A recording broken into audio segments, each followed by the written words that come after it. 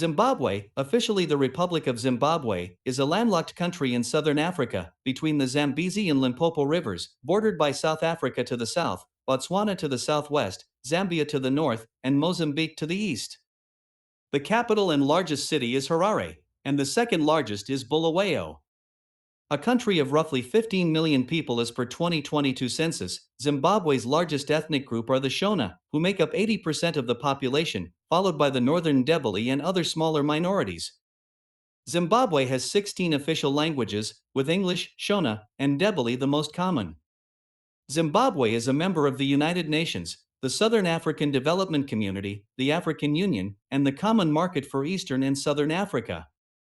Beginning in the 9th century, during its late Iron Age, the Bantu people, who would become the ethnic Shona, built the city-state of Great Zimbabwe. The city-state became one of the major African trade centers by the 11th century but was abandoned by the mid-15th century.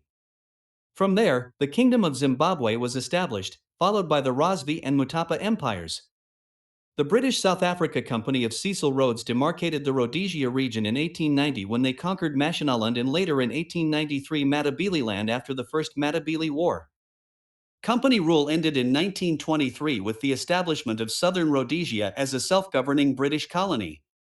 In 1965, the white minority government unilaterally declared independence as Rhodesia. The state endured international isolation and a 15-year guerrilla war with black nationalist forces. This culminated in a peace agreement that established de jure sovereignty as Zimbabwe in April 1980. Robert Mugabe became Prime Minister of Zimbabwe in 1980, when his ZANU-PF party won the general election following the end of white minority rule and has remained the country's dominant party since. He was the president of Zimbabwe from 1987, after converting the country's initial parliamentary system into a presidential one, until his resignation in 2017.